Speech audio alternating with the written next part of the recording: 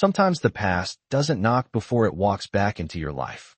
The ballroom of the Marlowe Grand Hotel glowed like a constellation dropped into downtown Chicago, every chandelier scattering light across polished marble floors and crystal glasses. The annual Carver Capital Winter Reception was supposed to be another predictable night of handshakes, polite laughter, and carefully measured conversations about markets and mergers, and Ethan Carver had attended enough of them to know the rhythm by heart. At 38, Ethan was the kind of man magazines described as precise, disciplined, and impossible to read. His suit was tailored within an inch of perfection, charcoal gray with a narrow lapel, the kind of suit that made people stand straighter when he walked into a room. The glass of sparkling water in his hand remained untouched as he moved through the crowd with quiet efficiency, offering nods to investors and polite half-smiles to board members who seemed eager to remind him how impressive his company had become. Carver Capital had doubled its valuation in 3 years. His name appeared regularly on financial panels, and tonight's reception was technically a celebration of that success. Yet none of that seemed to matter to Ethan as much as the simple fact that he had arrived alone. Across the ballroom, couples drifted past like reflections in a calm lake, women in deep emerald gowns, men in tuxedos exchanging quiet jokes, waiters carrying trays of appetizers that disappeared as quickly as they arrived. Ethan stood near the edge of the room for a moment longer than necessary, watching the doors at the far end open and close as guests continued to arrive. A jazz trio played softly near the bar, the low hum of a saxophone blending with the murmur of conversation and the faint clink of glassware. It was the kind of evening designed to look effortless, every detail rehearsed and polished. Ethan lifted the glass in his hand as if he intended to take a sip, but instead he paused, his attention caught by movement near the entrance. The ballroom doors opened again, and a wave of cooler hallway air slipped into the room for a second before disappearing into the warmth of the crowd. At first nothing seemed unusual. Another guest stepping inside, another silhouette crossing the threshold of light. But then Ethan's eyes settled on a small detail that didn't belong to the usual parade of investors and executives. A child's laugh. It wasn't loud, just bright enough to cut through the music like a single bell ringing in the distance. Ethan's gaze shifted toward the sound without thinking. 2 small figures stepped into the ballroom beside a woman, their hands linked loosely with hers as they paused just inside the doorway. For a moment Ethan didn't recognize the woman at all. The years had changed the angle of her posture, the way she carried herself, the quiet confidence that moved ahead of her like a current through water. She wore a deep midnight blue dress that caught the light with every step, simple and elegant, nothing about it trying too hard to be noticed. But the children beside her were impossible not to see.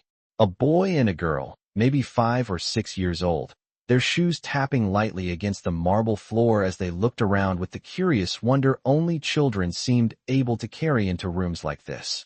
Ethan's breath stalled somewhere between inhale and disbelief, because it wasn't the laughter that caught him. It was the boy's face when he tilted his head upward toward the chandeliers. The angle of the jaw, the narrow bridge of the nose, the slight crease between the brows that appeared when he concentrated. Ethan had seen that expression before. He had seen it every morning in the mirror for most of his life.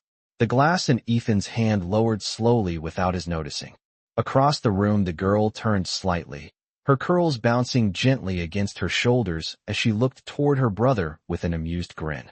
And there it was again, the same dimple that appeared on Ethan's left cheek whenever he laughed, small but unmistakable. For a long second the sound in the ballroom seemed to fade into a distant blur. The music continued, conversations carried on around him, but Ethan felt as if someone had quietly pressed pause on the world while leaving him standing in the center of it. He stared at the children, unable to pull his eyes away from details that felt too familiar to dismiss as coincidence. The boy lifted his hand to point at something across the room, and the girl followed his gesture with the same curious squint Ethan remembered from childhood photographs of himself. Ethan's chest tightened in a way that had nothing to do with nerves or business pressure, because by the time his gaze finally shifted upward from the children to the woman standing between them, recognition arrived like a quiet thunderclap. Simone Reed had not changed in the ways people usually expected time to change someone. If anything, she looked steadier, more grounded, Her shoulders relaxed as she guided the children through the entrance with calm assurance.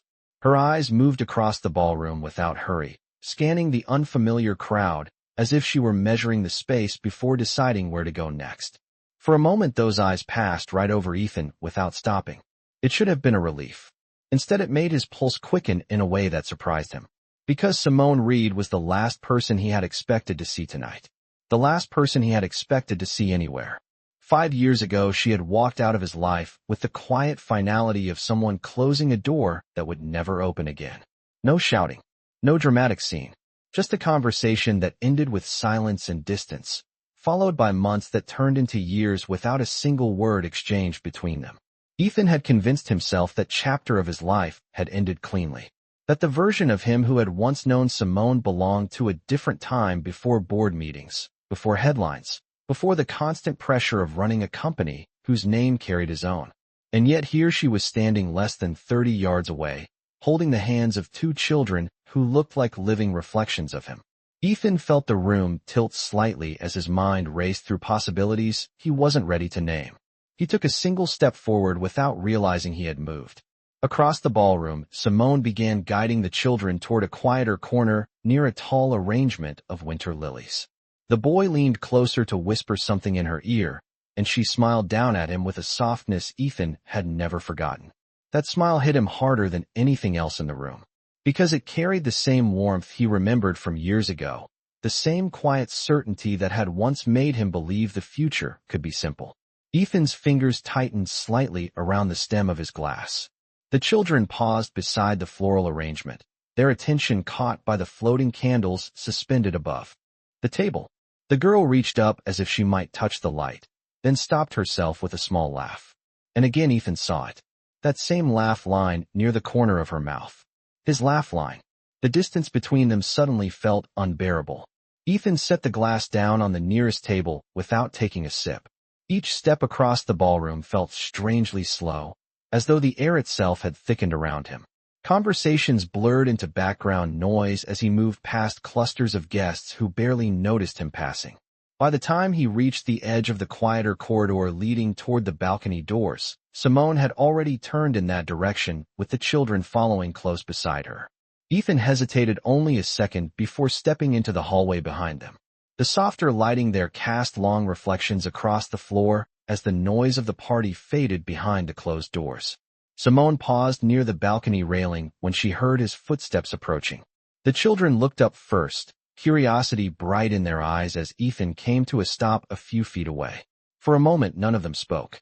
Ethan's voice, when it finally arrived, sounded lower than he expected, steady but edged with something deeper than confusion. "Are they mine?" Simone held his gaze without flinching, her hand resting gently on each child's shoulder as if anchoring them beside her. The silence stretched just long enough for Ethan to feel the weight of the question settle into the space between them. Then she answered with a single word that changed everything. "Yes." The word lingered in the quiet hallway like a bell still vibrating after the strike. "Yes." Ethan did not move at first.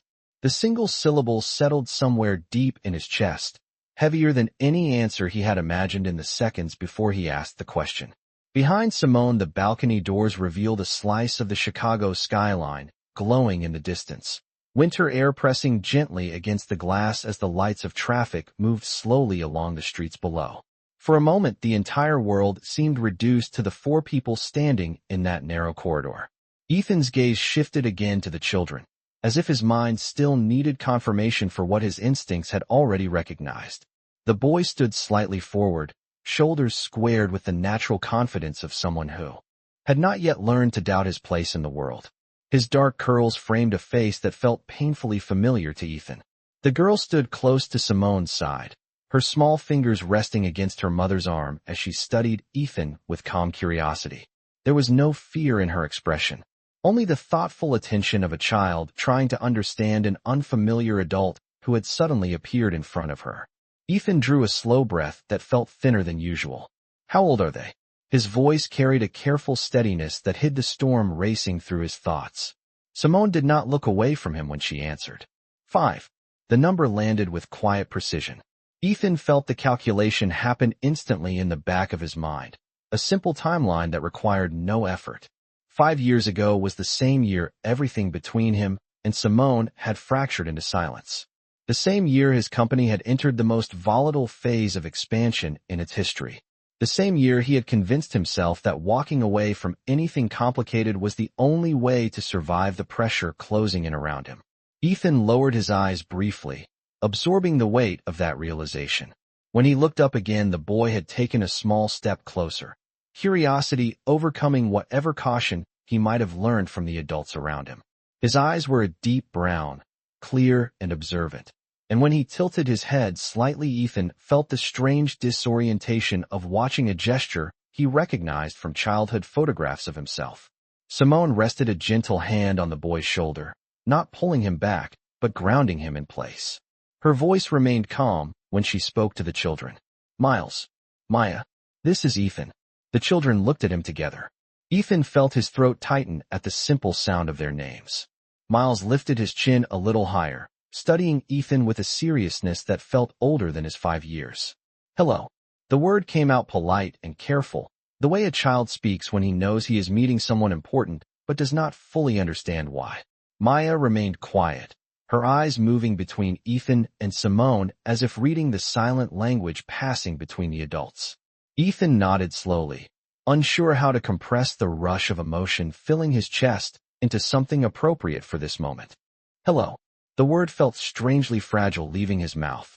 For several seconds none of them spoke again. The muffled music from the ballroom filtered faintly through the wall behind them, a distant rhythm reminding Ethan that the rest of the evening was still unfolding only a few yards away. Yet the hallway felt like a separate world, quieter and more honest than the glittering room they had just stepped out of. Ethan finally looked back at Simone, his voice lower now. You never told me. Simone's expression did not harden, but something resolute settled behind her eyes. Her answer came without hesitation. You disappeared. Ethan felt the words strike with quiet accuracy. He had prepared himself for anger, accusations, perhaps even bitterness. Instead, Simone spoke with the calm certainty of someone describing a fact that had already been accepted years ago. Ethan opened his mouth, searching for an explanation that did not sound like an excuse. I did not know. Simone watched him for a moment before responding. I believed that at first. Ethan felt the air shift between them. Miles glanced up at Simone, sensing the change in tone even if he did not fully understand it. Simone squeezed his shoulder gently, reassuring him with a small smile before returning her attention to Ethan. I tried to reach you when I found out. Several times.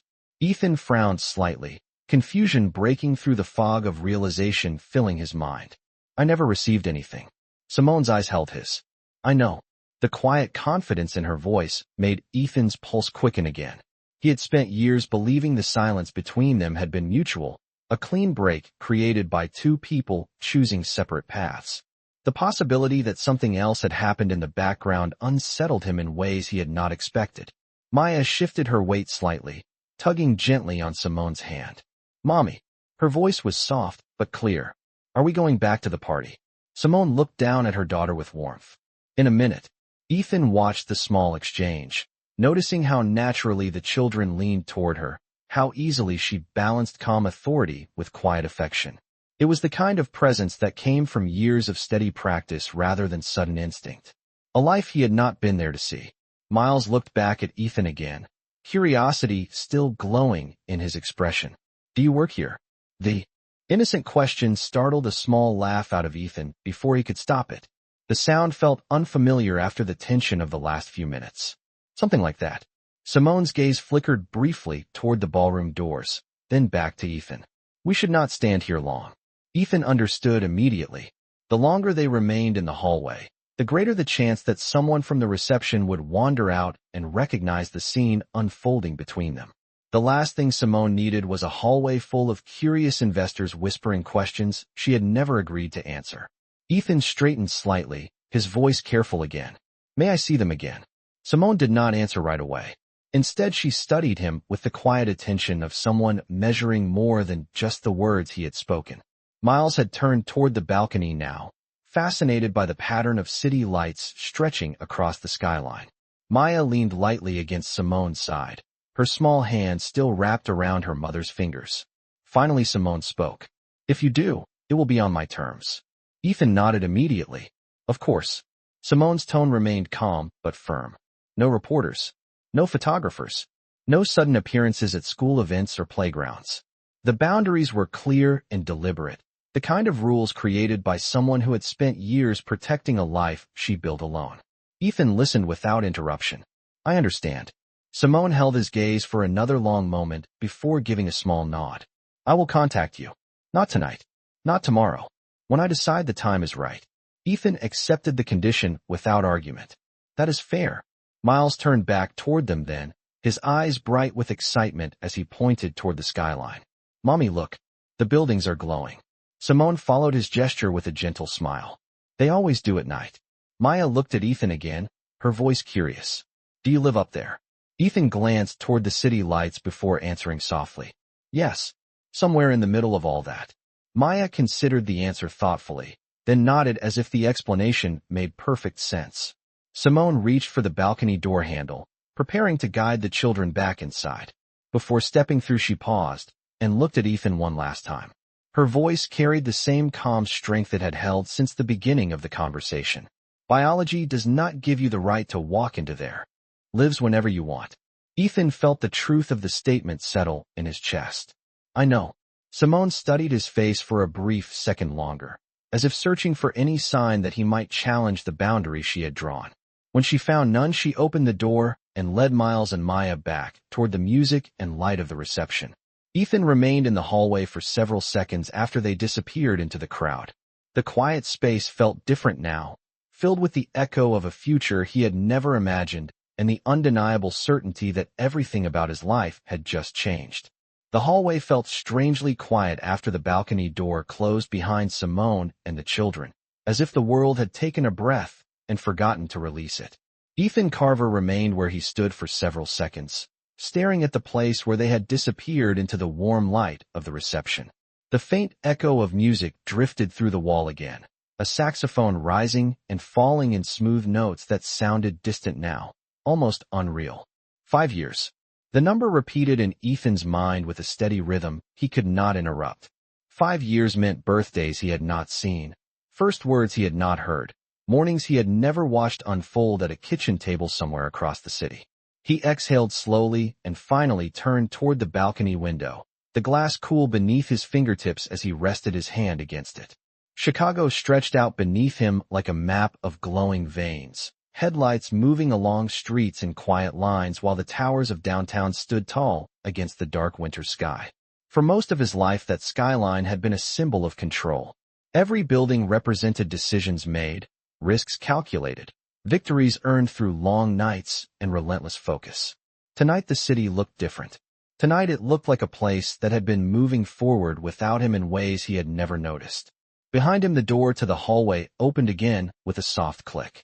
Ethan straightened slightly as one of the event staff stepped through carrying a tray of empty glasses. The young man paused when he recognized Ethan and offered a quick respectful nod before continuing toward the service corridor. The brief interruption broke the stillness enough to remind Ethan that the reception was still happening, that dozens of guests were only steps away, expecting him to return with the same composed confidence he always carried into rooms like this. Yet the thought of walking back into the ballroom felt strangely difficult now.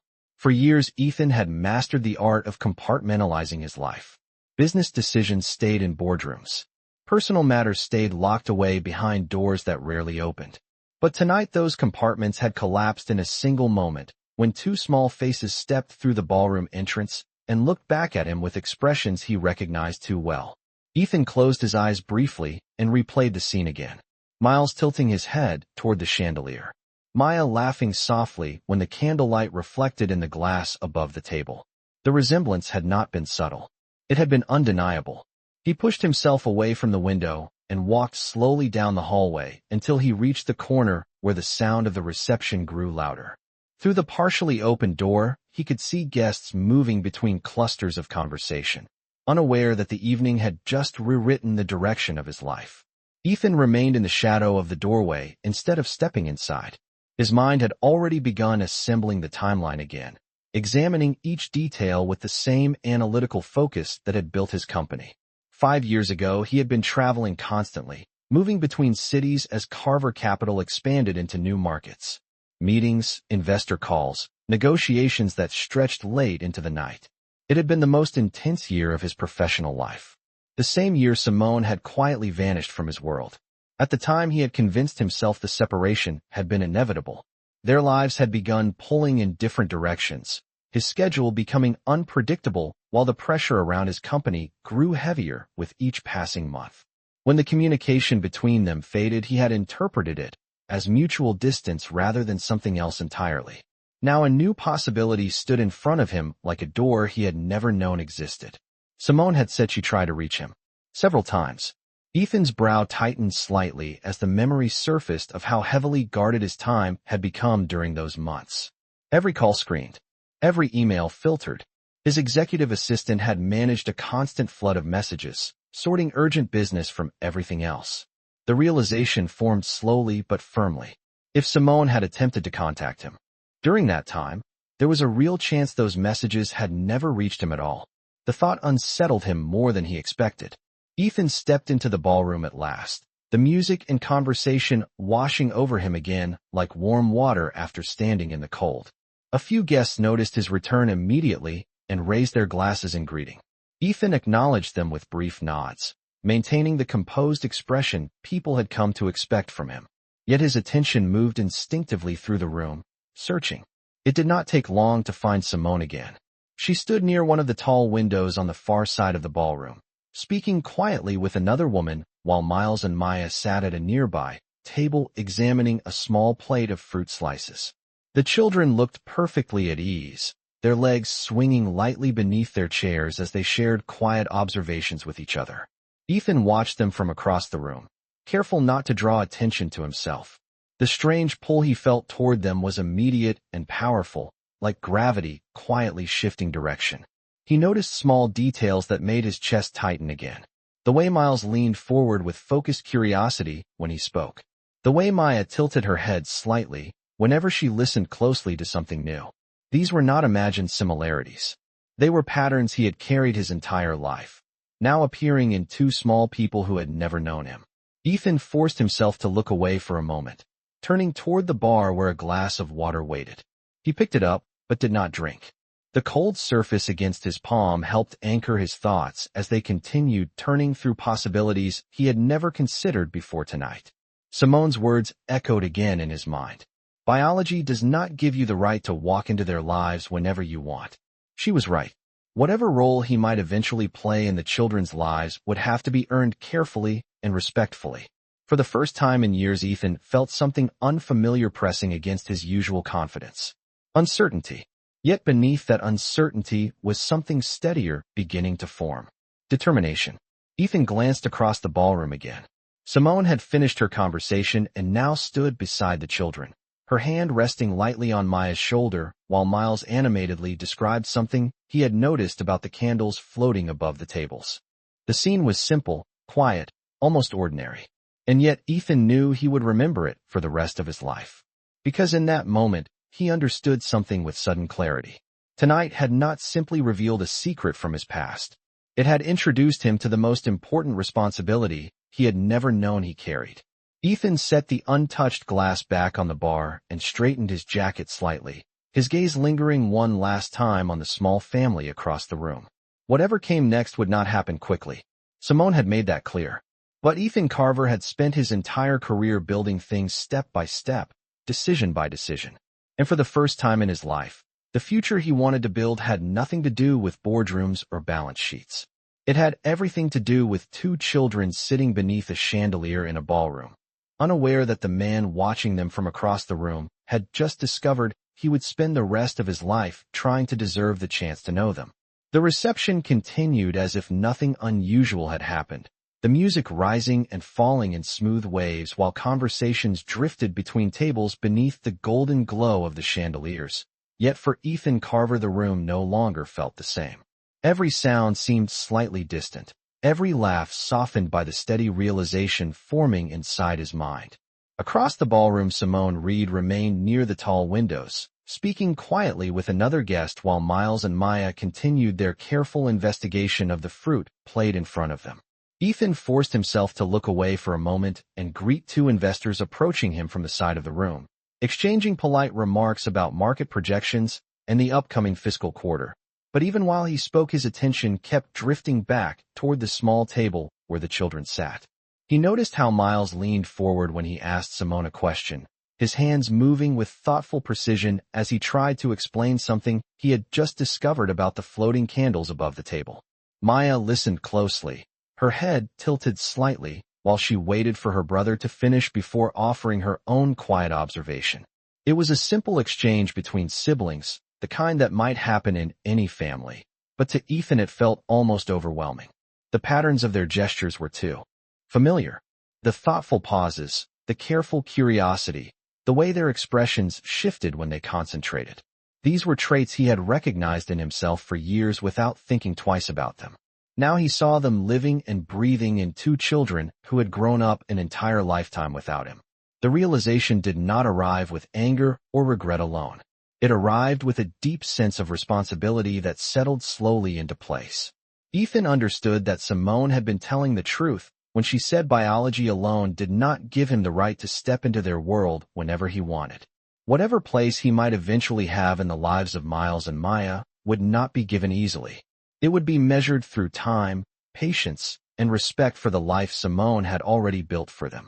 As the reception continued, Ethan moved through the room again, speaking briefly with guests who expected his attention, but he noticed something else beginning to happen around him. A few people had started to glance toward the window where Simone stood with the children. It was subtle at first, just the occasional curious look from someone who recognized that children were unusual guests at an evening event filled mostly with executives and investors. One woman whispered something to the man beside her while nodding slightly toward the table. Another guest paused mid-conversation to watch Miles reach up toward the chandelier light with quiet fascination. The attention was not hostile, but Ethan knew how quickly curiosity could turn into speculation in rooms like this. He understood that Simone would not want the evening to become a subject of whispered conversations or quiet questions. Without drawing attention to himself, Ethan moved carefully across the ballroom again, stopping near the event coordinator who stood beside the entrance reviewing a list of arriving guests. His voice remained calm and professional when he spoke to her. "Could you please arrange for a private car to be ready at the side entrance in about 10 minutes? The coordinator nodded immediately, accustomed to handling requests for important guests. "Of course, Mr. Carver." Ethan thanked her quietly and stepped away before returning his attention to the far side of the room. Simone had finished her conversation and was now helping Maya adjust the small ribbon that had slipped slightly from her hair. Miles sat patiently beside them, his feet swinging a few inches above the floor while he observed the room with careful curiosity. The scene looked peaceful, but Ethan could sense that Simone had already noticed the growing attention around them. Her posture remained calm, yet aware. The same quiet alertness he remembered from years ago whenever she walked into unfamiliar spaces. After a moment, Simone gathered the children gently and began guiding them toward the exit corridor on the opposite side of the ballroom. The movement was subtle, unhurried, but clearly intentional. Ethan did not approach them again. Instead, he remained where he stood, allowing the distance she had requested to remain intact. As Simone and the children reached the doorway, Miles looked back once more toward the glowing chandeliers above the tables. His expression carried a mix of fascination and reluctance, the natural disappointment of a child leaving something interesting behind. Simone smiled down at him and said something quietly that made both children nod in understanding. A few seconds later, they disappeared into the hallway beyond the door. Ethan waited nearly a full minute before following at a slower pace. By the time he reached the corridor, the space was nearly empty except for the quiet reflection of city lights through the balcony windows. At the far end of the hallway, the side entrance doors opened briefly as Simone stepped outside with Miles and Maya beside her. The cool winter air drifted inside for a moment before the doors closed again behind them. Ethan stopped a few feet from the exit, his hand resting lightly against the polished wooden railing that ran along the wall. Through the glass panel, he could see the black sedan waiting near the curb, its headlights glowing softly against the pavement. Simone helped Maya climb into the back seat first before Miles followed carefully beside her. The driver stepped forward to hold the door, while Simone took one last look at the building behind her. For a brief moment her gaze lifted toward the windows of the ballroom above. Ethan did not know if she could see him standing there in the shadow of the hallway, but something in her expression softened slightly, as if she understood he was still nearby. She gave a small nod to herself before stepping into the car beside the children. The door closed gently, and the vehicle pulled away from the curb a few seconds later, its red tail lights fading slowly into the flow of evening traffic. Ethan remained in the hallway long after the car disappeared from view. The reception continued behind him, music and laughter filling the ballroom once more, but the quiet space near the side entrance felt more honest than the celebration he had just left. For years Ethan Carver had believed his life was defined by the company he built and the influence he carried in rooms like that ballroom. Tonight had shown him something different. Somewhere in the city 2 children were growing up with his eyes, his gestures, and pieces of his future woven quietly into their lives. And whether that future eventually included him would depend entirely on the choices he made from this moment forward. The reception ended long after the last guest drifted out into the cold Chicago night. But Ethan Carver barely noticed the closing conversations or the quiet dismantling of the evening's decorations. By the time he finally left the Marlowe Grand Hotel, the city air had grown colder, the wind moving between the buildings with the steady chill of late winter. The driver opened the door of the black sedan waiting at the curb, but Ethan paused for a moment before getting inside, his eyes traveling once more across the street where the traffic lights shifted slowly from red to green. Only a few hours earlier that same sidewalk had held a car carrying Simone Reed and 2 children who shared his features. The thought still felt unreal, like a sudden chapter inserted into a book he believed he had already finished reading. Ethan eventually stepped into the car and gave the quiet instruction to return to his apartment overlooking the river. The drive through downtown Chicago passed in a blur of lights reflecting across the windows, the streets calmer now as the city moved toward midnight. Normally Ethan used the ride home to review notes from the evening or respond to messages waiting on his phone, but tonight the screen remained dark in his hand. His mind replayed every detail of the brief encounter in the hallway. Simone's steady voice when she answered his question. The careful way she placed her hand on Miles's shoulder while Maya watched silently beside her. Even the small moment when Miles pointed toward the skyline with open curiosity had settled deeply into Ethan's memory. By the time the car reached the residential tower where Ethan lived, the city had grown quiet enough that the river below reflected the lights of the buildings like a ribbon of gold across black water. Ethan stepped out of the car and crossed the polished lobby without his usual rush, nodding briefly to the doorman, who greeted him by name. The elevator ride to the 39th floor felt longer than usual, the steady hum of the cables echoing softly inside the mirrored walls. When the doors opened, Ethan walked into the quiet space of his apartment, where the windows stretched from floor to ceiling, framing the skyline he had spent years building his life around. He loosened his tie and set his jacket carefully across the back of a chair before moving toward the window overlooking the river. For a long moment, he simply stood there, watching the faint movement of traffic on the bridge several blocks away. It had been years since anything had disrupted his carefully structured routine. His days usually followed a clear pattern of meetings, strategy sessions, financial reviews, and travel schedules planned weeks in advance. Control had always been one of his strongest habits. Tonight, that sense of control had shifted in a single unexpected moment. Ethan rested his hands lightly on the edge of the kitchen counter and allowed himself to think through the evening once more with the same analytical focus he used when solving complicated problems in business. Simone had tried to reach him when she discovered she was pregnant. That fact remained clear in his mind. If her messages had never reached him, then someone in the chain of communication surrounding his office must have filtered them out. During that year, his executive assistant had managed nearly every message entering his schedule, and his public relations team had frequently reviewed incoming correspondence to prevent unnecessary distractions from interfering with major negotiations. At the time, Ethan had trusted the system without question. Now the possibility that Simone's attempts to contact him had been blocked or ignored unsettled him deeply. Ethan walked slowly to the desk near the window and opened his laptop. The soft glow of the screen illuminated the quiet apartment as he accessed the internal records connected to his office communications from 5 years earlier. Most of the archived data had been organized automatically by date and sender, but the search filters revealed something he had not noticed before. A folder containing messages that had been redirected away from his direct inbox during the busiest months of that year. Ethan scrolled through the list carefully, his eyes moving across dozens of emails and contact requests that had been flagged by assistants or automated filters. Then his attention stopped. The sender's name appeared on the screen in simple black letters. Simone Reed.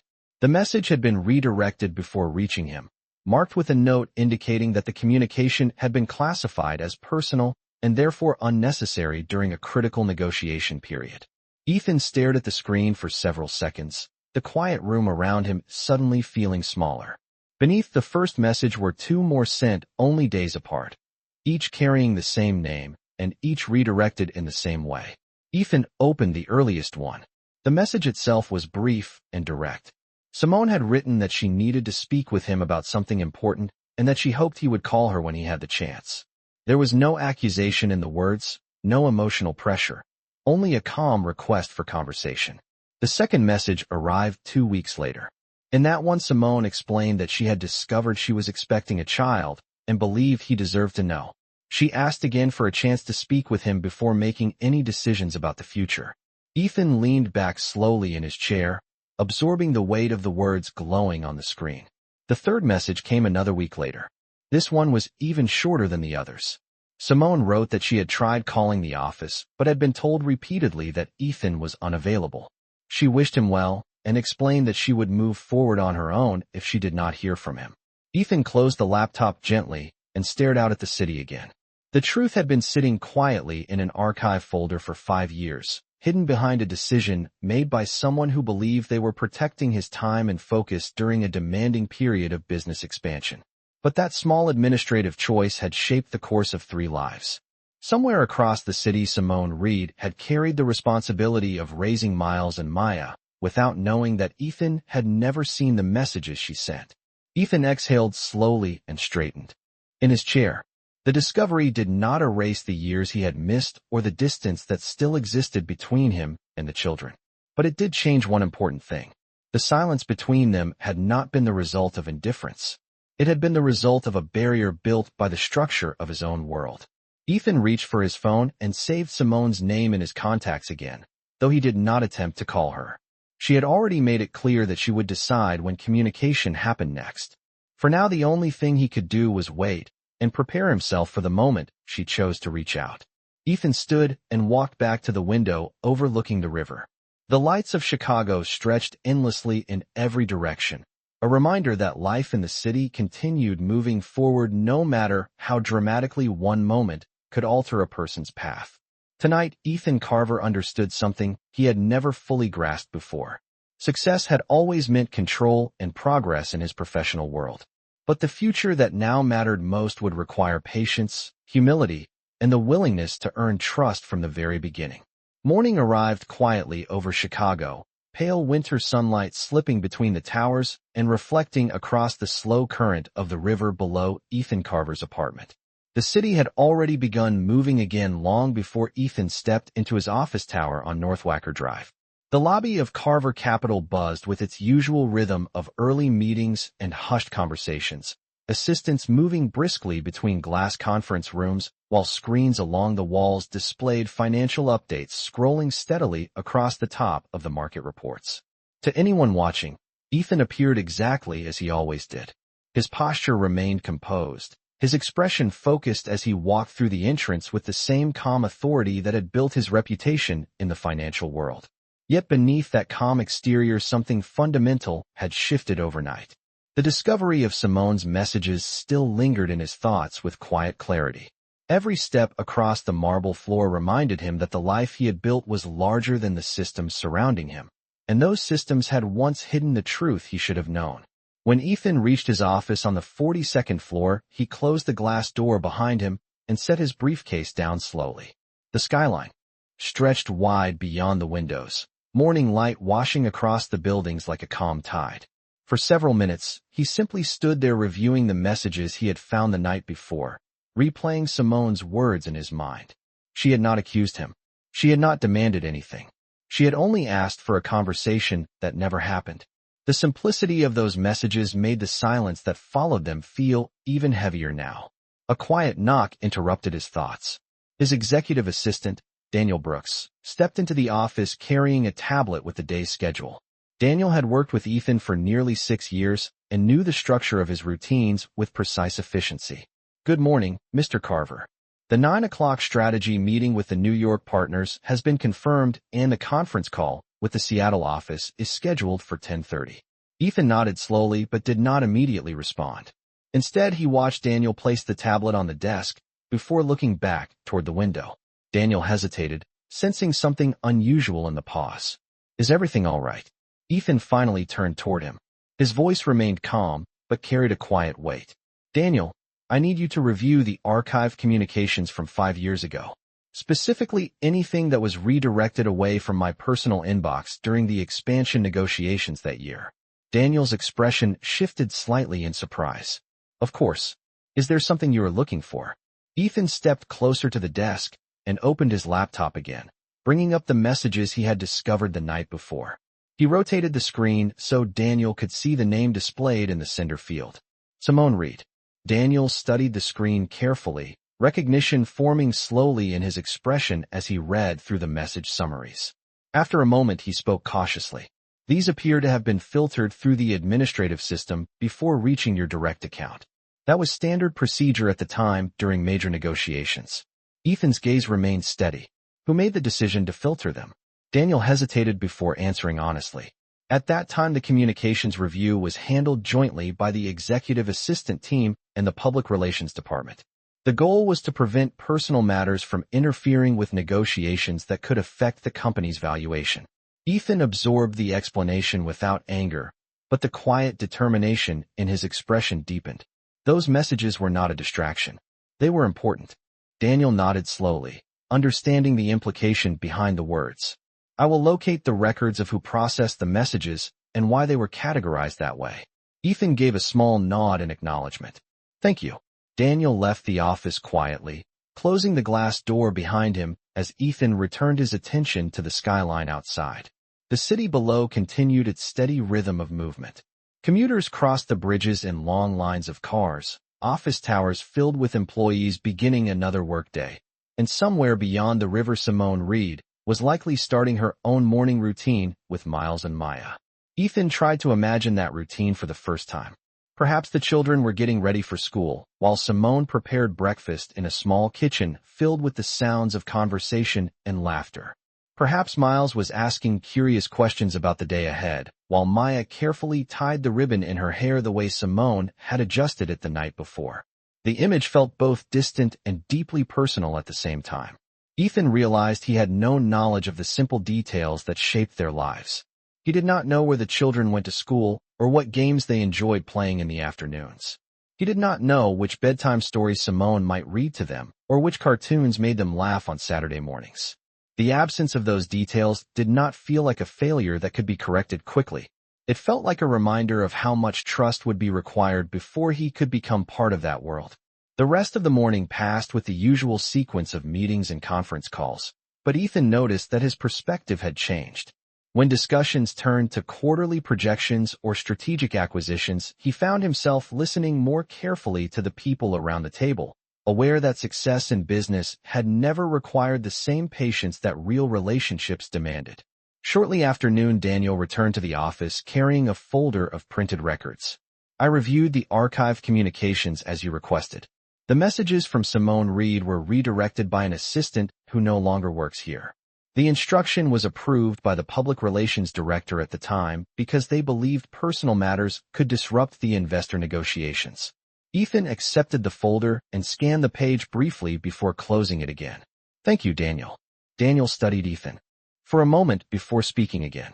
If I may ask, is there something you would like the company to do now regarding those messages? Ethan looked back toward the window where the river moved steadily beneath the bridges. No, this is not a company matter. It is personal. Daniel nodded respectfully and stepped out of the office once more. Ethan remained near the window long after the door closed. Somewhere across the city, Simone Reed was continuing the life she had built without expecting help from him. She had carried the responsibility of raising Miles and Maya for 5 years with quiet strength and dignity. Now that he knew the truth about the messages she sent, Ethan understood that any future connection between them would have to be built carefully from the beginning.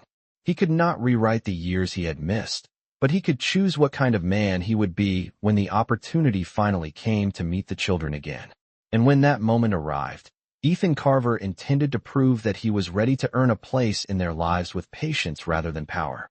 3 days passed before Ethan Carver heard from Simone Reed again, and during those 3 days the quiet awareness of Miles and Maya remained constant in the back of his mind. Chicago moved through its usual rhythm of winter mornings and long afternoons. Yet Ethan noticed how often his attention drifted toward the idea that somewhere in the city 2 children were living ordinary days that he had never been part of. On the 3rd afternoon, a message finally appeared on his phone while he was finishing a meeting in his office. The notification was simple and direct. Simone Reed. Ethan dismissed the remaining participants from the room before opening the message. The text was brief. Tomorrow at 4:30 in the afternoon.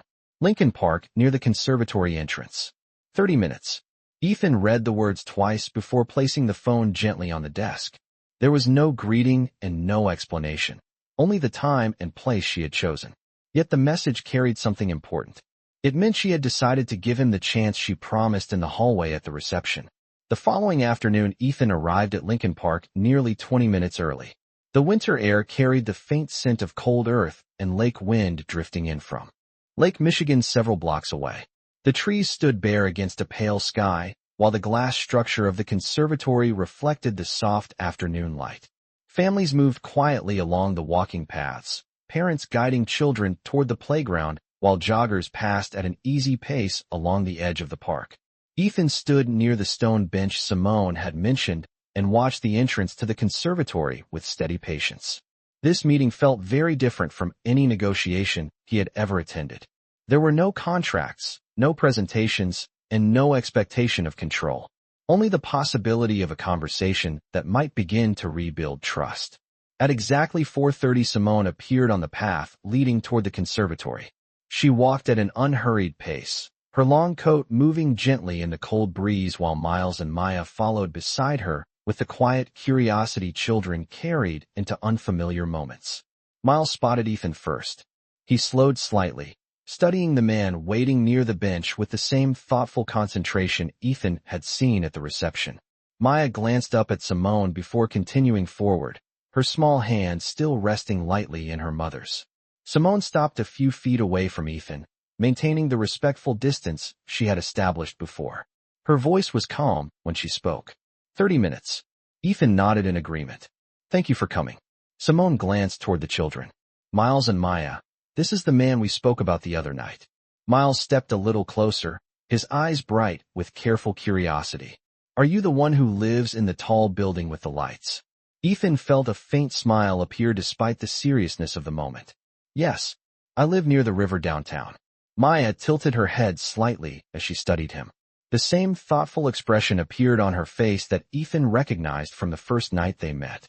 Simone gestured toward the empty bench beside the path. We can sit for a few minutes. They settled onto the bench with a small space between them, the children standing in front while examining the scattered leaves beneath their feet. For several seconds, the only sound came from the wind moving softly through the park. Ethan looked toward Simone with quiet sincerity. I found the messages you sent 5 years ago. Simone's expression did not change, but her attention sharpened slightly. You found them now. They were filtered out, before they ever reached me. I did not know you tried to contact me. Simone studied his face carefully, measuring the honesty in his words. After a moment, she nodded slowly. That makes sense. I always thought it was strange that you never responded. Ethan's voice remained steady. I should have known something was wrong when communication stopped. Instead, I assumed you wanted distance. Simone looked out across the park where several children laughed near the playground in the distance. I stopped trying after the 3rd message. When no one returned my calls, I realized I would have to move forward without expecting help. Ethan felt the weight of her calm explanation settle heavily in the cold air between them. I am sorry for the years I was not there. Simone turned back toward him, her voice gentle but firm. The apology is appreciated, but it does not change the years that passed. Ethan nodded in quiet understanding. I know. That is why I am here now. Miles had wandered a few steps away to inspect a small cluster of stones near the path, while Maya remained close to Simone, watching Ethan with calm attention. After a moment, Maya asked a simple question. Are you our father? The directness of the question hung in the cold afternoon air. Ethan looked toward Simone before answering, allowing her the chance to intervene if she wished. Simone gave a small nod, signaling that the truth could be spoken plainly. Ethan turned back to Maya and spoke carefully. Yes, I am.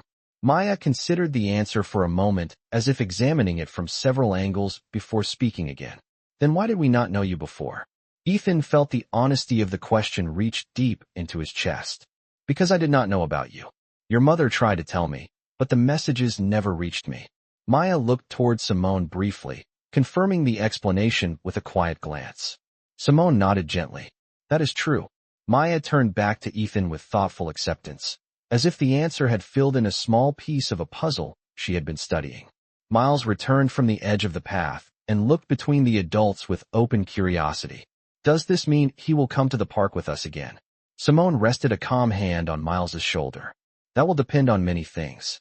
Ethan spoke, softly but clearly. I would like that very much, but your mother will decide when and how that happens. Simone's eyes met his for a brief moment, recognizing the respect in his answer. The wind shifted slightly across the park as the late afternoon light softened against the glass walls of the conservatory. For the first time since the unexpected encounter at the reception, the distance between Ethan and the children felt a little less uncertain. Not because the past had been erased, but because the first honest conversation had finally begun. The cold afternoon light over Lincoln Park softened as the minutes passed, the pale winter sun lowering behind the distant skyline, while the quiet rhythm of the park continued around them. Miles had begun carefully stacking a few smooth stones near the edge of the path, concentrating with the same serious focus Ethan had seen earlier, while Maya remained close to Simone, her small boots pressing gentle patterns into the thin layer of frost along the grass. Ethan sat on the bench with his hands resting calmly on his knees, aware that every moment of this short meeting mattered more than anything he had negotiated in a boardroom. Simone watched the children for a few seconds before turning slightly toward Ethan again. Her voice carried the same calm steadiness it had held from the beginning. They know very little about you. I have always answered their questions honestly, but I have kept their lives simple. Ethan nodded slowly, understanding the meaning behind her words. You protected them. Simone gave a small acknowledgement. I did what any mother would do. Miles glanced up then, noticing the adults speaking quietly behind him. His eyes moved between them with curiosity. Mommy, can we walk to the pond before we leave? Simone looked toward the direction he pointed, where the narrow path curved gently toward the small lake deeper in the park. We have time for a short walk. She turned back toward Ethan briefly. You may come if you wish, but remember this is still their space. Ethan stood carefully, keeping a respectful distance as they began walking along the path. The quiet crunch of gravel beneath their shoes mixed with the distant laughter of other children playing near the playground across the park. For several moments no one spoke. Ethan allowed the children to set the pace, observing the way. They explored the small details around them with quiet excitement. Miles paused to examine a patch of ice forming along the edge of a puddle, while Maya pointed toward a flock of birds gliding slowly across the pale sky above the trees. The ordinary simplicity of the scene felt deeply unfamiliar to Ethan, yet he welcomed the quietness of it. Simone walked beside him at an easy pace. Her voice lowered slightly, so the children could not hear the next words. You said you found the messages I sent. Ethan nodded. 3 of them. They were filtered out by my office staff during the expansion negotiations that year. Simone's expression remained thoughtful rather than surprised. I assumed something like that might have happened. Your world was always moving quickly back then. Ethan looked down briefly at the path before answering. That does not excuse the silence that followed. I should have reached out sooner when communication stopped. Simone considered that quietly. Perhaps, but life rarely waits for perfect timing. Miles suddenly called out from a few steps ahead. Look at the water. They had reached the small pond where the surface reflected the pale winter sky. Thin patches of ice floated near the edges while the center of the water moved gently with the breeze. Miles crouched near the railing with fascination, while Maya leaned forward beside him, watching the faint ripples move across the surface. Ethan stepped closer but remained behind them, careful not to intrude on their space. Miles glanced over his shoulder with a question forming in his eyes. "Do you know why the water does not freeze in the middle?" Ethan smiled faintly, appreciating the curiosity. "Because the water keeps moving there. When water moves, it is harder for ice to form." Miles considered the explanation seriously. "That makes sense." Maya looked up at Ethan then. "Do you know many things about water?" Ethan chuckled softly. "Not as many as your science teacher probably does." Simone watched the interaction quietly. There was no tension in the moment, only the careful observation of someone evaluating whether the man beside her understood the responsibility he had asked to carry. After a few minutes, Simone checked the time on her watch. "We should begin heading back." The children nodded without protest, still glancing back at the pond as they turned toward the path again. On the walk back through the park, the light had begun fading slightly, the sky shifting toward the soft gray of early evening. Ethan walked a few steps behind Simone and the children, allowing them the freedom to move naturally without feeling observed. Maya suddenly slowed her steps until Ethan caught up beside her. She studied him for a moment before speaking quietly. "Mommy says you did not know about us." "That is true," Ethan answered gently. "If I had known, I would have wanted to meet you much sooner." Maya seemed satisfied with the honesty of the answer. Miles joined them again, his pockets now filled with 2 small stones he had decided to keep. Simone stopped near the original bench where they had first met that afternoon. "This is where we say goodbye for today." Ethan nodded.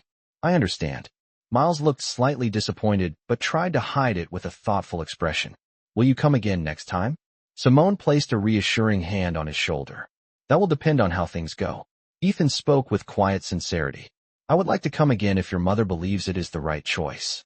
Maya looked between them thoughtfully. Simone studied Ethan one more time before responding. "We will see. Trust is not something that appears in one afternoon." Ethan accepted the truth of that without hesitation. "I know." Simone gathered the children gently and began guiding them back toward the park entrance.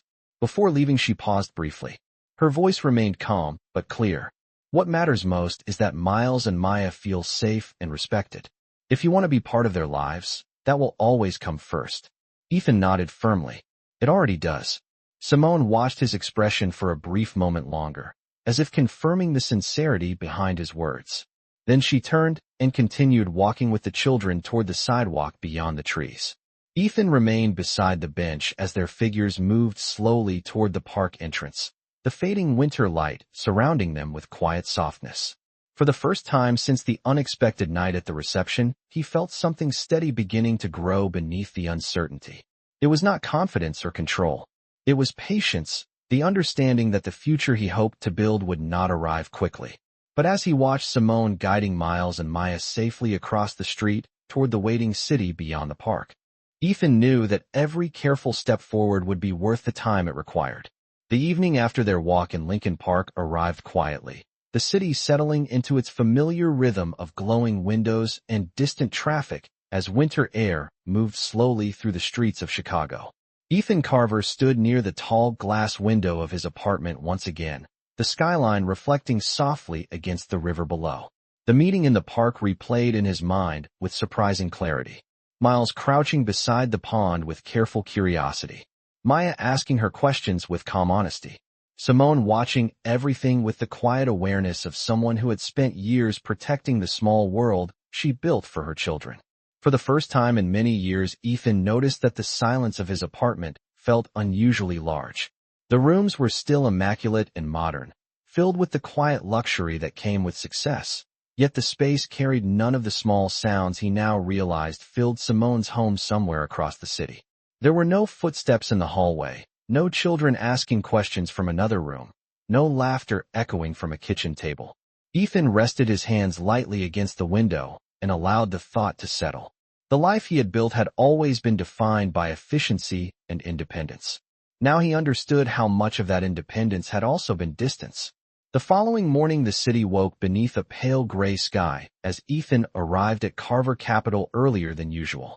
The lobby buzzed with the beginning of another workday. employees moving briskly through security gates while the large digital screens displayed global financial updates across the walls. Yet Ethan noticed something different in the way he approached the building now. His attention moved less toward the pace of business and more toward the decisions that shaped the people around him. When he stepped into his office, Daniel Brooks was already reviewing the day's agenda at the desk. Daniel looked up as Ethan entered. "Good morning, Mr. Carver." The legal team confirmed the afternoon meeting regarding the new investment portfolio. Ethan nodded slightly before speaking. "Daniel, I would like you to make a small adjustment to the communication policy for executive offices." Daniel glanced up with interest. "What kind of adjustment?" Ethan rested his briefcase beside the desk and answered calmly. "No personal messages are to be filtered without direct review by the person they are intended for." Daniel understood immediately why the instruction mattered. "Of course, I will update the policy today." Ethan thanked him quietly and moved toward the window where the morning light reflected across the neighboring towers. Somewhere across the city, Simone was likely beginning another ordinary morning with Miles and Maya, preparing them for school or guiding them through the quiet routines that shaped their days. Ethan realized that while the children had already accepted the simple truth about who he was, Simone still carried the responsibility of deciding how much space he would be allowed in their lives. That responsibility would not change quickly. Later that afternoon, after the final meeting ended and most employees had left for the day, Ethan remained in his office reviewing a report when his phone vibrated softly on the desk. The name on the screen immediately caught his attention. "Simone Reed." Ethan answered without hesitation. "Hello." Simone's voice came through the line, calm and steady. "I wanted to thank you for respecting the boundaries yesterday." Ethan leaned back slightly in his chair. "They were fair boundaries." Simone paused briefly before continuing. "Miles asked about you this morning." Ethan felt the small statement settle warmly in his chest. "What did you tell him?" Simone replied honestly. "I told him you were someone who had just discovered something important about his life, and that you were trying to understand how to be part of it in the right way." Ethan appreciated the simplicity of the explanation. "That sounds accurate." Simone's tone remained thoughtful.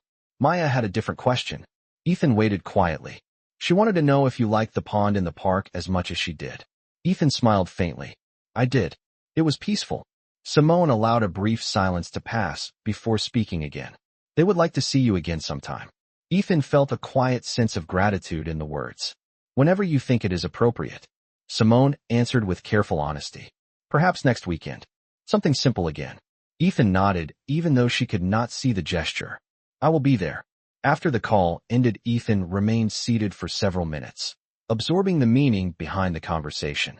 The future he had imagined for most of his life had always involved expanding companies and navigating the complicated world of finance. Now the most important opportunity ahead of him involved learning how to stand beside two children who had already begun growing into their own curious understanding of the world. Later that evening, Ethan returned to his apartment overlooking the river.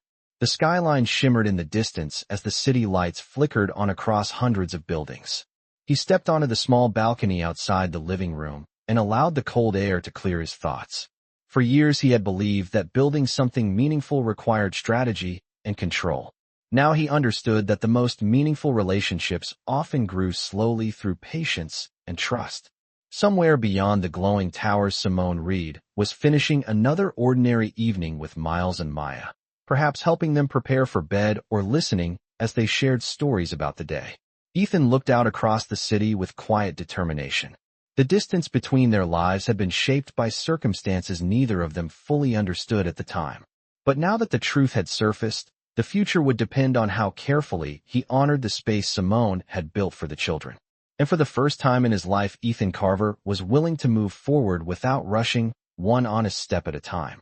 Saturday arrived with a pale winter sun rising slowly above the skyline of Chicago, casting a quiet silver light across the river and the long streets stretching toward Lake Michigan. Ethan Carver stood in the kitchen of his apartment preparing something he had not done in years.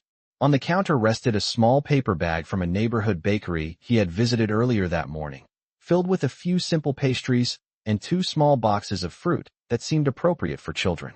He checked the time once more on his watch before placing the bag carefully near the door. The meeting Simone had suggested during their phone call was set for late morning, again at Lincoln Park. though this time she had mentioned a different location near the small playground closer to the zoo entrance. The simplicity of the plan felt deliberate. No crowded restaurants, no complicated arrangements, just another quiet place where Miles and Maya could feel comfortable. Ethan left the building shortly after 10 and walked the short distance to where his driver waited along the curb. The ride through the city felt different from the nights he usually spent attending formal events or business dinners. The streets carried the relaxed pace of a weekend morning. Families moved along sidewalks with children bundled in coats, while the faint smell of coffee drifted from small cafes opening their doors to early customers. When the car reached Lincoln Park, Ethan stepped out a few blocks away from the playground and walked the rest of the distance alone. The cold air was crisp but calm, and the park carried the soft sounds of weekend activity. A few joggers passed along the paved paths while parents watched their children climb across the wooden structures of the playground ahead. Ethan spotted Simone first. She stood near one of the benches along the edge of the playground wearing a warm dark coat, her posture relaxed but observant as she watched Miles and Maya running carefully across the rubber surface near the swings. The children noticed Ethan almost immediately. Miles paused mid-step and lifted his hand in a small wave that carried the easy excitement of someone recognizing a familiar face. Maya followed her brother's gaze and smiled quietly before walking toward him with measured curiosity. Simone turned as Ethan approached and offered a brief nod of greeting. "Good morning." Ethan returned the greeting gently. "Good morning." He held up the small paper bag in his hand. "I brought a few pastries from a bakery near my building. Nothing fancy." Simone glanced at the bag before nodding. "That is thoughtful." Miles stepped closer with interest shining in his eyes. "Are those donuts?" Ethan laughed softly. "Something similar. Would you like to see?" Miles nodded eagerly while Maya moved beside him, her calm expression reflecting quiet excitement. Ethan opened the bag and handed each child a small fruit pastry. They thanked him politely before returning to the bench where Simone had placed a napkin for them to sit and eat. Ethan sat at the far end of the bench, leaving space for Simone between them as they watched the children enjoying the simple treat. The scene carried a peaceful rhythm that felt entirely different from the structured meetings Ethan had known most of his life. For several minutes, they simply observed the children laughing quietly together as they compared the shapes of their pastries. Finally, Simone spoke. "They were excited when I told them you would be here today." Ethan felt the words settle warmly. "I am glad." Miles finished his pastry first and immediately ran back toward the playground where a small climbing structure stood near the swings. Maya followed more slowly, stopping once to look back toward Ethan as if making sure he was still there. Simone noticed the glance and smiled faintly. "She is thoughtful like that." Ethan nodded. "I noticed." They watched the children climb carefully along the structure for a few moments before Simone continued speaking. "I want to explain something clearly." Ethan turned slightly toward her. "Of course." Simone's voice remained calm but deliberate. "The children may grow comfortable with you quickly because they are curious and open-hearted. But that does not mean the responsibility becomes easier." Ethan listened carefully. "I understand." Simone continued. "They will ask questions. They will wonder where you were before and what it means now that you are here. The answers to those questions must always be honest." Ethan nodded firmly. "They will be." Simone studied his expression briefly, as if confirming the sincerity behind his words. After a moment, she looked back toward the playground where Miles had reached the top of the climbing structure and lifted his arms in triumph, while Maya laughed from below. Sometimes life does not follow the plans we imagined. Ethan allowed a small, thoughtful smile. "That has become very clear recently." Simone glanced at him again. "What matters now is how the next chapter is written." Ethan watched the children playing beneath the pale winter sky. "I want that chapter to be written with patience." Simone nodded slightly, as if acknowledging the answer. Miles soon ran back toward the bench again with excitement. "Look what I found." He held up a small feather he had discovered near the edge of the playground. Maya followed with equal pride as she carried a smooth stone she had picked up from the path. Ethan admired both treasures with genuine interest, asking where they had found them and what they planned to do with them. The children answered eagerly, their voices bright with the enthusiasm of simple discoveries. Simone watched quietly beside him, her posture relaxed but attentive. The morning continued with the same gentle pace. After finishing their pastries, the children returned to the playground several times while Ethan and Simone walked slowly along the nearby path, never too far from where Miles and Maya could see them. Each moment felt natural rather than forced, the quiet rhythm of ordinary life slowly weaving Ethan into the edges of the children's world. When the time came to leave, Simone gathered the children once more near the bench. Miles looked up at Ethan with hopeful curiosity. "Will you come again next weekend?" Ethan glanced toward Simone before answering. "If your mother thinks it is a good idea, I would like that very much." Simone looked at the children for a moment before speaking calmly. "We will see how the week goes." Miles accepted the answer with patient understanding while Maya offered Ethan another thoughtful smile. As Simone guided them toward the park exit, Ethan remained near the bench watching their small figures move along the path beneath the tall bare trees. The winter sun had risen higher now, casting soft light across the playground and the quiet families gathered there. Ethan realized that the morning had given him something far more meaningful than any success he had known in business. It had given him the beginning of something fragile and hopeful at the same time. And as Simone walked away with Miles and Maya beside her, Ethan understood that every careful step forward from this point would be shaped by the trust he continued to earn. The week that followed the quiet morning at Lincoln Park unfolded with a steady rhythm that slowly began to reshape Ethan Carver's sense of time. For years his calendar had been filled with back-to-back meetings, international calls, and constant travel between cities where financial decisions were made in glass conference rooms high above crowded streets. Yet now, even while those responsibilities continued, a different kind of anticipation had quietly entered his days. Each evening, he found himself thinking about the small details from the park. Miles holding up the feather he discovered with the proud excitement of a treasure hunter. Maya studying the smooth stone she carried with careful attention, as if the object held a story she had not yet fully understood. And always Simone watching everything with the calm awareness of someone who had spent years building a stable world for her children without expecting anyone else to step into it. On Thursday afternoon, while reviewing documents in his office overlooking the river, Ethan received another message from Simone. The words were brief, but carried the same clarity she had shown from the beginning. "The children have a school event tomorrow afternoon. A small science presentation for parents. They asked if you might come." Ethan read the message slowly before replying with equal care. "I would be honored if you believe it is appropriate." Simone responded a few minutes later. "You may come, but remain respectful of the space. This is their school." Ethan placed the phone down on the desk and leaned back in his chair, allowing the quiet meaning of the invitation to settle in his thoughts. It was a simple event, likely one that many parents attended without much ceremony. Yet for him it represented something deeply important. It would be the first time he entered a place that had already been part of the children's daily lives. The following afternoon, Ethan left his office earlier than usual and drove toward the small elementary school Simone had mentioned in the message. The building stood along a quiet street lined with modest brick houses and tall trees whose branches stretched above the sidewalk like a protective archway. The school itself was warm and welcoming, its red brick walls brightened by colorful drawings taped to the windows near the entrance. Children's laughter drifted faintly from inside as parents began arriving for the event. Ethan stepped through the front doors with calm composure, though he felt a subtle sense of unfamiliarity moving through him.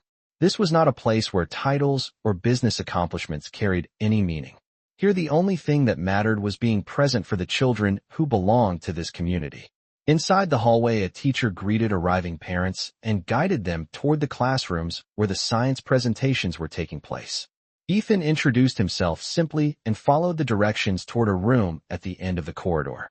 Through the open door, he could already see Simone standing near the back wall, while several small tables were arranged around the room, displaying simple projects created by the students. Miles spotted him almost immediately. His face lit up with quiet excitement, and he waved with an energy that made several other children glance curiously toward the doorway. Simone noticed the reaction and turned to see Ethan standing there. For a brief moment their eyes met across the room. She gave a small nod of acknowledgement, a silent signal that he was welcome to join them. Ethan stepped inside carefully, mindful of the small desks and colorful displays arranged around the room. Maya approached him first, her calm expression bright with pride. "You came." Ethan smiled gently. Of course I came. I would not miss something important to you. She gestured toward the table where a small cardboard model stood decorated with paper clouds and blue paint representing water. This is our project. It shows how rain forms. Miles joined her quickly and pointed to the top of the model. The teacher helped us learn how clouds hold water until it becomes too heavy. Then it falls as rain.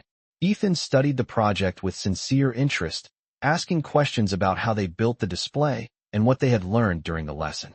The children explained their work eagerly, their voices filled with enthusiasm as they described the cycle of evaporation and condensation they had practiced explaining to visitors. Simone watched from a few steps away, her expression thoughtful as she observed the interaction. There was no hesitation in the way Ethan listened to the children. No attempt to impress anyone in the room. Only genuine attention to what Miles and Maya were proud to share. A teacher soon approached the group with a warm smile. Are you their father? The question carried no judgment, only simple curiosity. Ethan glanced briefly toward Simone before answering calmly. I am part of their family. The teacher nodded kindly and complimented the children on their project before moving on to greet another parent. When the presentations ended, several students gathered their materials, while parents helped carry the displays back to storage tables. Miles carefully lifted the cardboard model, while Maya held the small stack of papers explaining the experiment. Ethan offered to help carry the remaining supplies, though the children insisted on handling most of it themselves. Outside the classroom, the late afternoon sunlight streamed through the hallway windows as families began heading home. Miles walked beside Ethan with a thoughtful expression. Did you like our project? Ethan answered sincerely. I thought it was excellent. You explained it very clearly. Maya smiled quietly as they stepped out onto the sidewalk where Simone waited beside the car. The air carried the cool promise of evening, while the sound of children laughing echoed across the schoolyard nearby. Simone looked toward Ethan once more. Thank you for coming today. Ethan nodded respectfully. Thank you for inviting me. Miles suddenly looked between them with hopeful curiosity. Can we go to the park again this weekend? Simone considered the question for a moment before answering gently. We will talk about it tonight. The children accepted the answer with patience as they climbed into the back seat of the car. Ethan stood beside the curb watching as Simone started the engine. For a brief moment, she lowered the window and looked at him thoughtfully. They were happy you were there. Ethan felt the quiet significance of those words. I was happy to be there. Simone gave a small nod before pulling the car slowly into the evening traffic. Ethan remained on the sidewalk as the vehicle disappeared around the corner. The schoolyard had grown quiet now, the last families already heading home. Yet for Ethan Carver, the afternoon had carried a meaning far greater than any business achievement he had ever celebrated. Because for the first time he had not simply met Miles and Maya in a park or a quiet conversation. He had stepped into a part of their real world, a place where their lives were already growing and unfolding with or without him. And as he walked back toward the waiting car that would take him downtown, Ethan understood that every opportunity to be present in that world was something he would never take for granted. The following weekend arrived with a calm brightness over Chicago, the kind of winter morning when the sky appeared pale blue and the sunlight reflected sharply across the quiet streets. Ethan Carver had already finished his morning coffee when his phone vibrated softly against the kitchen counter. The message on the screen came from Simone Reed, short and clear in the same careful way she had communicated since the evening their lives unexpectedly crossed again. The children would like to visit the museum today. If you are available, we will meet at the entrance at 11. Ethan read the message once and replied almost immediately that he would be there. The Field Museum stood near the edge of Lake Michigan, its wide stone steps facing the open water where the winter wind carried the faint scent of cold lake air. Families moved steadily through the entrance doors while children pointed excitedly at the tall banners hanging outside the building. Ethan arrived several minutes early and waited near the base of the steps, watching the small crowds moving toward the museum. Entrance. A few minutes later, Simone appeared walking along the sidewalk with Miles and Maya beside her. Both children wore warm coats and colorful scarves, their breath forming small clouds in the cold air as they hurried toward the steps. Miles noticed Ethan first and lifted his hand in an enthusiastic wave while Maya smiled with her quiet, calm curiosity. Simone reached the bottom step and greeted Ethan with a simple nod. Thank you for coming. Ethan returned the greeting warmly. I would not miss it. The children quickly began explaining that their class had recently studied dinosaurs and that they wanted to see the giant skeleton inside the museum lobby. Ethan listened with genuine interest as they climbed the steps together and entered the large hall where the enormous fossil display towered above the visitors. Miles stopped in the center of the room and stared upward with amazement, while Maya circled slowly around the base of the exhibit, studying every detail. Simone stood beside Ethan, observing the children as they explored the display with bright excitement. They had been talking about this all week. Ethan smiled slightly. I can see why. The museum visit unfolded with a relaxed rhythm as the four of them moved through several exhibits together. Miles read every description aloud with careful determination, while Maya pointed out the small details she found interesting inside the glass displays. Ethan followed their pace patiently, answering their questions when he could and admitting honestly when he did not know the answer. Simone noticed the way he listened to the children rather than rushing them through the exhibits. That patience mattered more than anything else she could observe. At one point, Miles stopped beside a large fossil display and looked up at Ethan thoughtfully. Do you like learning new things? Ethan considered the question before answering sincerely. Yes, I think learning new things is one of the best parts of life. Maya nodded quietly as if she agreed with the idea. After nearly 2 hours, the group stepped outside the museum again, where the cold wind from the lake brushed gently across the open plaza. Simone gathered the children beside her while they prepared to leave. Miles looked up at Ethan with bright excitement. Can we come here again someday? Ethan glanced toward Simone before answering carefully. If your mother thinks it is a good idea, I would enjoy that very much. Simone watched the exchange thoughtfully before speaking. Perhaps we can plan another visit when the weather is warmer. The children accepted the answer happily and began walking toward the parking area. Ethan followed beside them until they reached Simone's car. Before the children climbed inside, Simone paused and looked toward Ethan with a quiet seriousness that had been present since the beginning of their renewed connection. The children enjoy spending time with you. Ethan nodded gently. I enjoy spending time with them too. Simone continued speaking in a calm but thoughtful tone. That is why I need to be honest about something important. Ethan listened carefully. The children have begun asking more questions about you. They want to understand what role you will have in their lives. Ethan felt the weight of that statement, but answered with steady honesty. I want to be someone they can trust. Simone studied him for a long moment before responding. Trust is built through consistency. It is not something that appears because someone wants it to. Ethan nodded with quiet respect. I understand that.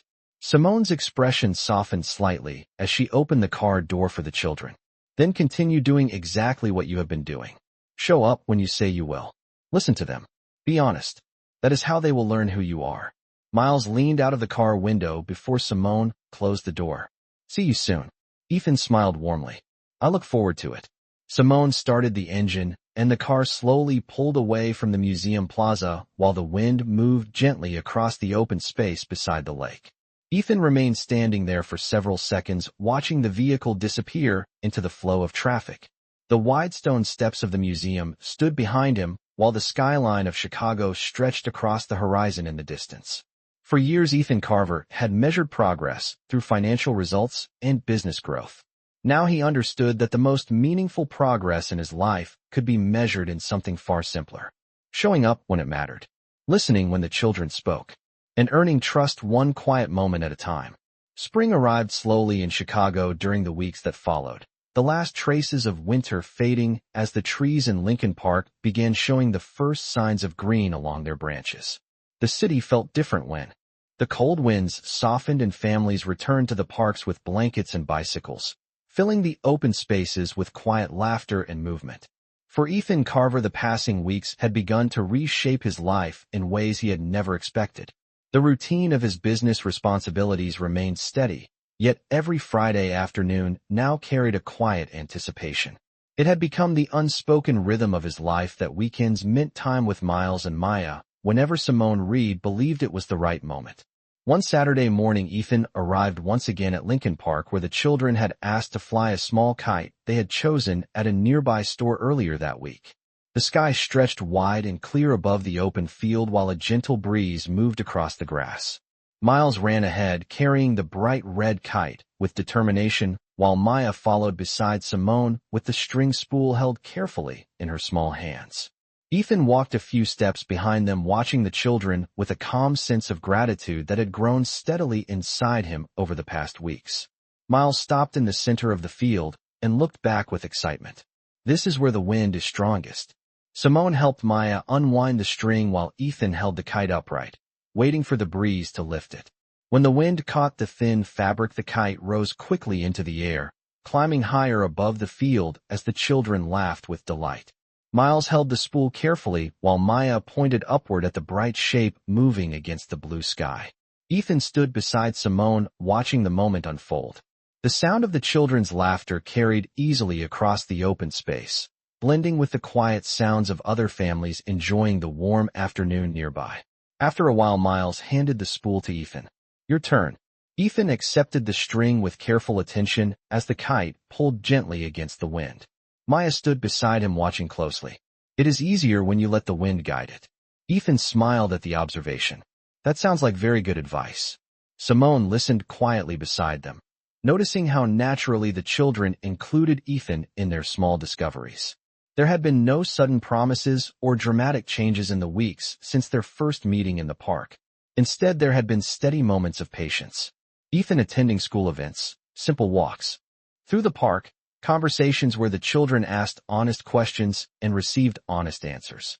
Trust had not arrived suddenly, but it had begun to grow quietly through those moments.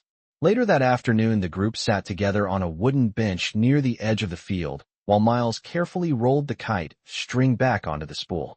Maya leaned against Simone's shoulder, watching the clouds drift slowly overhead. Ethan looked out across the park where families continued enjoying the warm weather. After a few minutes, Simone spoke softly. "The children have been talking about you at school." Ethan turned toward her with interest. "In a good way, I hope." Simone allowed a faint smile. "They tell their friends that you help them understand how things work." Ethan glanced toward the children, who were now comparing the shapes of the clouds above them. "I learned just as much from them as they learned from me." Simone studied his expression thoughtfully before speaking again. "When we first saw you at the reception that night, I did not know what the future would look like." Ethan remembered the moment clearly, the sudden stillness when he first saw the children standing beside her. "I did not know either." Simone continued in the same calm tone she had always carried. "But I know this much now. They trust you." Ethan felt the quiet importance of those words settle deeply in his chest. "That means more than anything else." Simone nodded gently. "Trust is the most valuable thing a parent can protect for their children." Miles suddenly looked up from the kite spool with curiosity. "Mommy, can Ethan come to the school picnic next month?" Simone glanced at Ethan before answering. "If he wishes to come, and if he continues to show up the way he has been, then yes." Miles grinned with satisfaction while Maya clapped her hands softly. Ethan chuckled at their enthusiasm. "I would be honored to attend." The afternoon sun began lowering slowly across the park, casting warm light across the grass while the breeze continued moving gently through the trees. Eventually, Simone stood and gathered the children, signaling that it was time to head home. Miles carefully carried the kite while Maya held Simone's hand as they walked toward the sidewalk, where the car waited nearby. Ethan followed beside them until they reached the edge of the park. Before getting into the car, Simone turned toward him one last time. Her voice carried the same quiet strength it had held since the beginning of their unexpected reunion. "The past cannot be changed, but what happens next is something we decide together." Ethan nodded with steady respect. "I intend to keep earning the place you have allowed me to have in their lives." Simone studied him for a brief moment before giving a small nod of understanding. Then she helped the children climb into the back seat and closed the door gently. Miles leaned toward the window and waved enthusiastically while Maya offered Ethan the same thoughtful smile she had shown him since the day they first met. The car slowly pulled away from the curb and disappeared down the quiet street bordering the park. Ethan remained standing there for a moment, watching the late afternoon sunlight fade across the open field where the kite had flown only minutes earlier. The breeze still moved softly through the trees, carrying the distant laughter of families enjoying the warmth of spring. For years, Ethan Carver had believed that success was measured by power and achievement. Now he understood something far more meaningful. The most important things in life were not built through control or ambition. They were built through patience, honesty, and the quiet willingness to show up again and again until trust had time to grow.